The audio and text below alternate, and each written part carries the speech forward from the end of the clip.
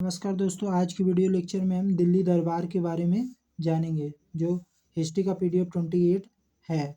तो आइए जानें भारत की राजधानी दिल्ली कैसे बनी। दिल्ली दरबार 1876 ईस्वी। 1876 में शाही पद अधिनियम आया जिसमें महारानी विक्टोरिया को भारत की सामग्री घोषित किया गया और 1 जनवरी 1877 में दिल्ली दरबार का आयोजन किया गया। इसे लॉर्ड लिटन ने आयोजित किया था। सार्वजनिक तौर पर 1877 में महारानी विक्टोरिया को भारत की सामग्री घोषित किया गया और साथ ही महारानी को कैसर ए हिंद की उपाधि दिया गया। दरबार 1876 से 78 में दक्षिण भारत में अकाल आया था और इस दरबार में बेशुमार धन खर्च किया गया। इस कारण इसका विरोध होने लगा। इसमें कोई भी भारतीय जनता के हित में निर्णय नहीं लिया गया। महारानी विक्टोरिया का संदेश के अंश कलकत्ता के विक्टोरिया मेमोरियल में दर्ज हैं। इसमें महारानी ने कही कि यह अवसर हमारे प्रजा और हमारे बीच में सुधार संबंध स्थापित करेगा। दिल्ली दरबार 1903 में लॉर्ड कर्जन ने आयोजित किया था। दिल्ली दरबार को सम्राट एडवर्ड सप्तम और महारानी अलेक्जेंड्रा को भारत का सम्राट और सामग्री घोषित किया गया।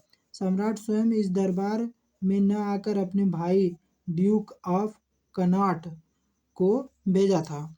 यह सर्वाधिक शानो शौकत वाला दरबार था।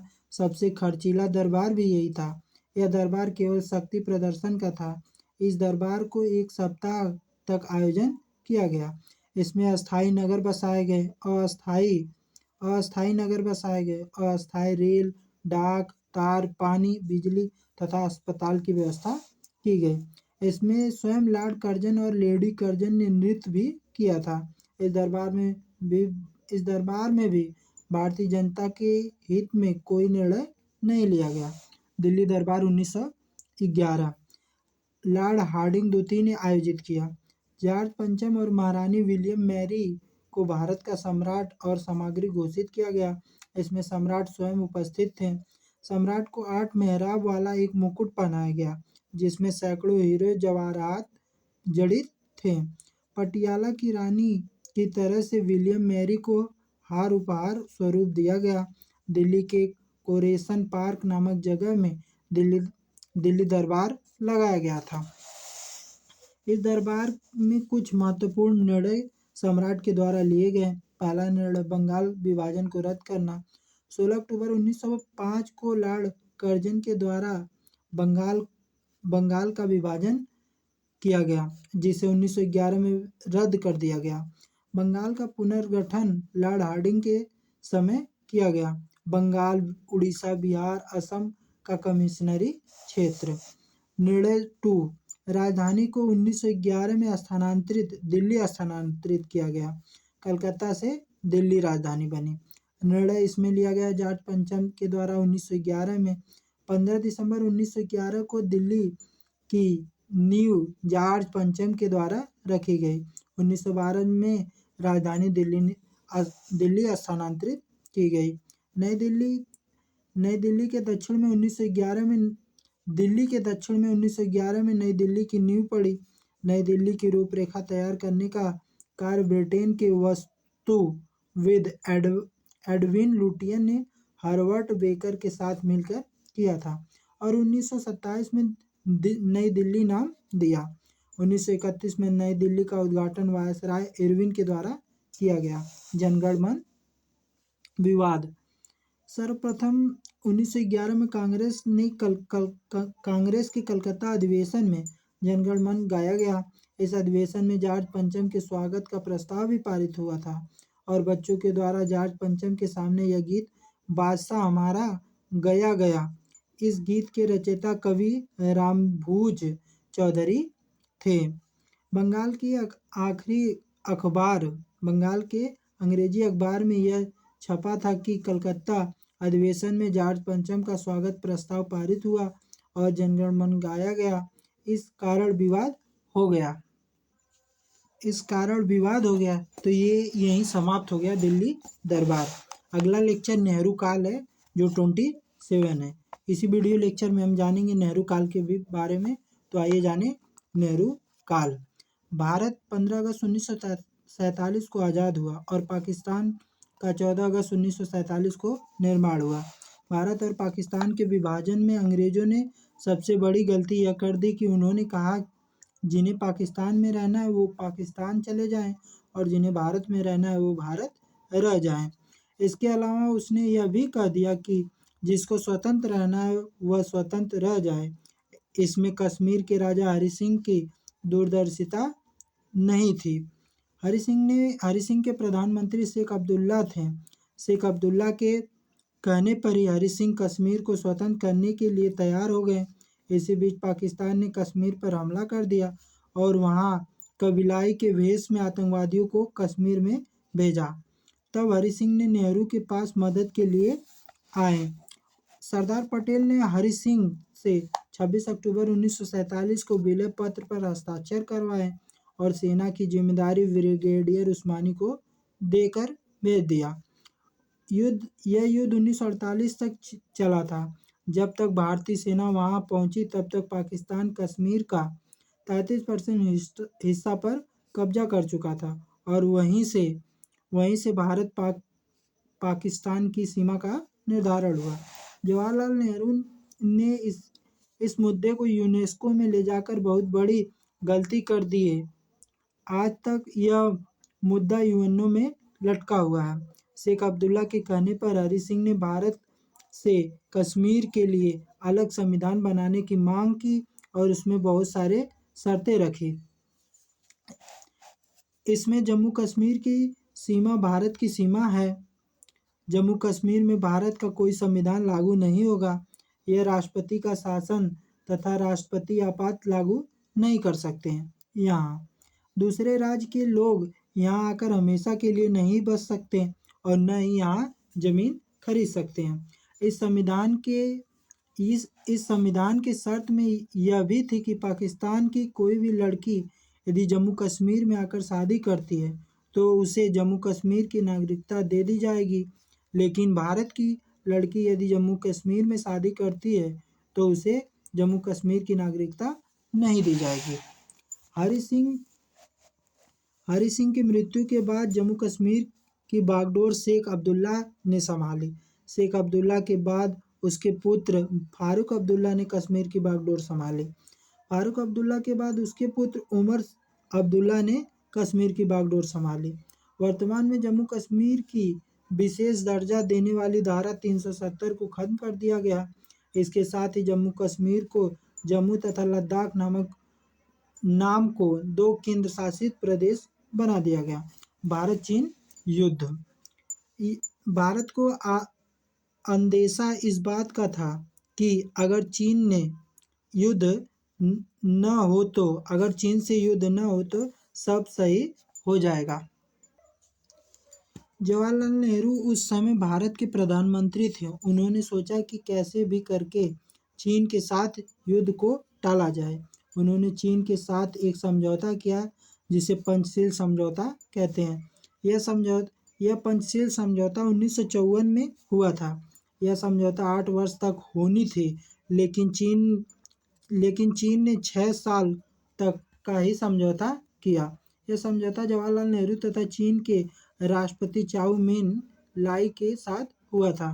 पंचशील समझौते के 5 शर्तें: एक दूसरे की अखंडता को ध्यान में रखना, एक दूसरे के आंतरिक मामलों में हस्तक्षेप नहीं करना, सबसे महत्वपूर्ण बात यह थी कि एक दूसरे पर युद्ध नहीं करना, अंतर्राष्ट्रीय मंच पर एक दूसरे की सहायता करना, एक दूसरे को समान लाभ पहुंचाना। इस समझौते में हिंदी चीनी भाई भाई का नारा दिया गया। इस समझौते का मुख्य उद्देश्य यही था कि किसी भी तरह युद्ध को रोका जाए और आपसी समन्वय बनाया जाए। उस समय हमारे भारतीय वैज्ञानिक होमी जहांगीर भाभा थे। इन्हीं के पास भारत का परमाणु विभाग था। उन्होंने कहा कि हम 20 साल में परमाणु बम बनाने में सक्षम हो जाएंगे। इस बीच नेहरू से एक बड़ी गलती हो गई। जब चीन तिब्बत पर कब्जा किया था तो नेहरू ने उसे आंतरिक मामला कहा, लेकिन यही बात जब जम्मू कश्मीर पर आई तो चीन ने यह कहकर टाल दिया कि हम इसका आंतरिक रूप से अध्ययन करेंगे, उसके बाद अपना विचार रखेंगे। इसी बीच इसी बीच में चीन ने 1959 में तिब्बत पर कब्जा कर लिया और भारत कुछ नहीं कर सका। तिब्बत के धर्मगुरु दलाई लामा भारत के हिमाचल प्रदेश के धर्मशाला में शरण लिए। 1960 में चीन में फाइव फिंगर रूल लागू कर दिया। फाइव फिंगर रूल के तहत चीन तिब्बत को हथेली मानता था और नेपाल, भूटान, अरुणाचल प्रदेश, सिक्किम एवं लद्दाख को उसकी अंगुलियां मानता था। चीन बार बार भारत में घुसपैठ करता था। चीन का पूरा प्लान 1962 का था और इसके बारे में नेहरू को थोड़ा सा भी भनक नहीं लगा। चीन अपना घुसपैठ जारी रखा। चीन अपनी आर्मी को तिब्बत में भेजने लगा और वहाँ से अरुणाचल प्रदेश और जम्मू कश्मीर में। जब नेहरू नेपाल गए और काठमांडू एयरपोर्ट पर उतरे तो मीडिया ने उनसे पूछा कि आपकी पंचशील समझौते के बावजूद क्यों चीन ने भारत के क्षेत्र में प्रवेश किया, तो नेहरू ने कहा कि ऐसा कोई घटना नहीं हुई है। वैसे भी मैंने भारतीय सेना को आदेश दिया है कि कोई भी अगर भारत में घुसे तो उसे बाहर कर दिया जाए। चीन ने चीन ने कहा कि यह युद्ध की धमकी है और अपनी सेना की ताकत झोंक दिया। भारतीय सेना बहुत बहादुरी से लड़ी। चीन ने अरुणाचल प्रदेश तथा जम्मू कश्मीर के क्षेत्र पर कब्जा कर लिया। बाद में अरुणाचल प्रदेश का क्षेत्र चीन ने वापस कर दिया, लेकिन जम्मू कश्मीर का 10% क्षेत्र चीन ने वापस नहीं किया और चीन उस क्षेत्र को अक्साई चीन कहता है। चीन अरुणाचल प्रदेश पर अपना अधिकार बताता है और उसे दक्षिण तिब्बत कहता है। ताइवान एक स्वतंत्र देश है, किंतु चीन इसे अपना राज्य बताता है। वन चाइना पॉलिसी के तहत जो देश चीन से संबंध रखना चाहते हैं उन्हें वन चाइना पॉलिसी स्वीकार करना पड़ता है।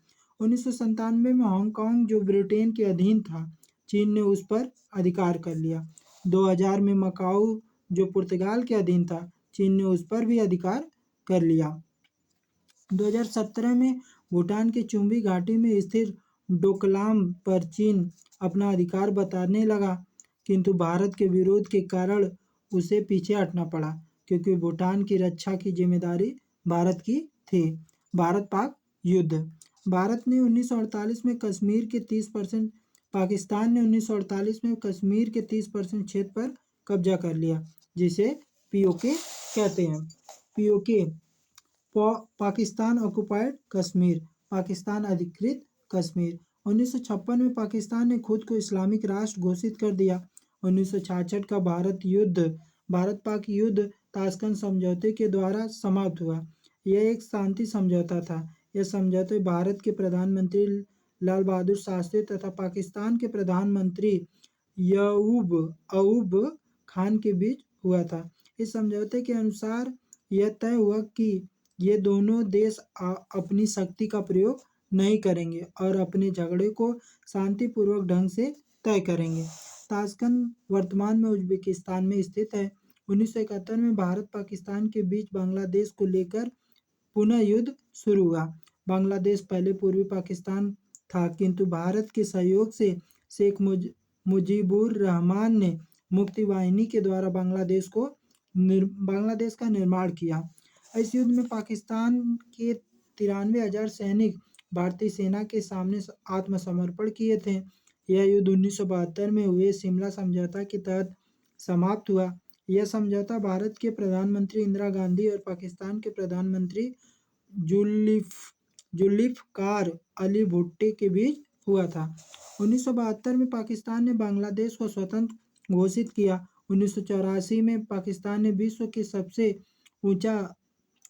सबसे ऊंचा तथा सबसे ठंडा युद्ध का मैदान सियाचिन में घुसपैठ कर दिया, जिसके बदले भारतीय सेना ने ऑपरेशन मेघदूत तथा राजीव चलाया। 1999 में पाकिस्तान घुसपैठियों ने कारगिल में घुसपैठ कर दिया। भारतीय सेना ने ऑपरेशन विजय चलाया, जबकि भारतीय सेना ने ऑपरेशन सागर चलाया था। 1984 में स्वर्ण मंदिर में घुसे सिख विद्रोहियों को निकालने के लिए ऑपरेशन ब्लू स्टार चलाया गया। 2008 में ताजमहल में घुसे आतंकवादियों को निकालने के लिए ऑपरेशन ब्लैक टॉर्नेडो चलाया गया था। कोरिया युद्ध। इस युद्ध का प्रारंभ 25 जून 1950 को उत्तरी कोरिया और दक्षिण कोरिया पर आक्रमण के साथ हुआ था। यह युद्ध कोरिया प्रायद्वीप के दो भागों में बांट दिया गया। उत्तरी कोरिया रूस के साथ हो गया, जबकि दक्षिणी कोरिया अमेरिका के साथ हो गया। इन दोनों देशों ने एक दूसरे पर हमला करना प्रारंभ कर दिया। इन दोनों देशों को हथियार की पूर्ति अमेरिका तथा रूस करते थे। इन दोनों के बीच 1950 और 53 तक 3 सालों तक युद्ध चला, जिसे कोरिया युद्ध कहा गया। इस युद्ध के फलस्वरूप 38 डिग्री समानांतर रेखा खींची गई। यही उन दिनों इनकी सीमा रेखा बन गई। वियतनाम युद्ध। कोरिया संकट के बाद रूस तथा अमेरिका वियतनाम में प्रवेश कर गए और वियतनाम को दो भागों में बांट दिए। इन दोनों ही भागों में आपसी वर्चस्व बनाने के लिए 1955 में युद्ध प्रारंभ हो गया, जो 1975 तक चला। इस युद्ध में अमेरिका ने वियतनाम के ऊपर काफ़ी बम गिराया। वियतनाम की जनता को चिन मिन के नेतृत्व में एक हो गए तथा उत्तरी एवं दक्षिणी वियतनाम को अलग करने वाले 17 डिग्री समानांतर रेखा को समाप्त करके आपस में एक हो गए, जो हो ची मिन को अंकल हो कहते हैं। क्यूबा संकट 1961 में आया। क्यूबा अमेरिका का पड़ोसी देश है, जहां रूस ने परमाणु मिसाइल लगा दी थी, किंतु अमेरिका ने वहां के फिडेल कास्त्रो की सरकार पर दबाव बना दिया, जिससे रूस को पीछे हटना पड़ा। इराक ईरान युद्ध 1980 से 88। इराक ईरान दोनों ही रूस के समर्थक थे, किंतु दोनों में आपसी वर्चस्व बनाए रखने के लिए एक दूसरे से युद्ध कर लिए। यह युद्ध 1980 से 88 तक चला। इस युद्ध में इराक विजयी हुआ। कुवैत इराक युद्ध। इराक ने तेल चोरी के कारण तथा कुवैत के कर्ज से बचने के लिए कुवैत पर हमला कर दिया। इराक ने 2 अगस्त 1990 को कुवैत पर आक्रमण किया और 4 अगस्त 1990 तक कुवैत को जीत लिया। खेड़ा युद्ध 1990 से 91। सद्दाम हुसैन ने कुवैत पर अधिकार कर लिया, अतः कुवैत के बचाव में यूएनओ तथा अमेरिका के नेतृत्व वाली संयुक्त सेना ने ऑपरेशन डेजर्ट स्टॉर्म के तहत इराक पर आक्रमण कर दिया, सद्दाम हुसैन की सत्ता का अंत कर दिया। इस युद्ध को खाड़ी युद्ध कहते हैं। IC-814 विमान हाईजैक 1999। लश्कर-ए-तैयबा के आतंकवादियों ने नेपाल के त्रिभुवन एयरपोर्ट से एयर इंडिया का जहाज IC-814 का अपहरण कर लिया। आतंकी इसे काठमांडू से अमृतसर और लाहौर के बाद अफगानिस्तान के कंधार ले गए थे। लश्कर-ए-तैयबा के आतंकवादियों ने विमान को छोड़ने के बदले खूंखार आतंकवादी मौलाना मसूद अजहर तथा उसके 2 साथियों को छुड़ा ले गए। लश्कर-ए-तैयबा तथा जैश-ए-मोहम्मद के आतंकवादियों ने 2001 में भारतीय संसद पर हमला किया। इस हमले में मुख्य अभियुक्त अफजल गुरु को 2012 में फांसी दिया गया। इस आतंकवादी संगठन ने 26 नवंबर 2008 को ताज होटल, नरीमन हाउस एवं CST स्टेशन पर हमला किया, जिसे NSG कमांडो ने ऑपरेशन ब्लैक टॉर्नेडो द्वारा समाप्त किया था। तो ये रहा नेहरू काल व दिल्ली दरबार। अगली वीडियो में हम जानेंगे विश्व इतिहास के बारे में। तब तक के लिए जय हिंद, जय भारत।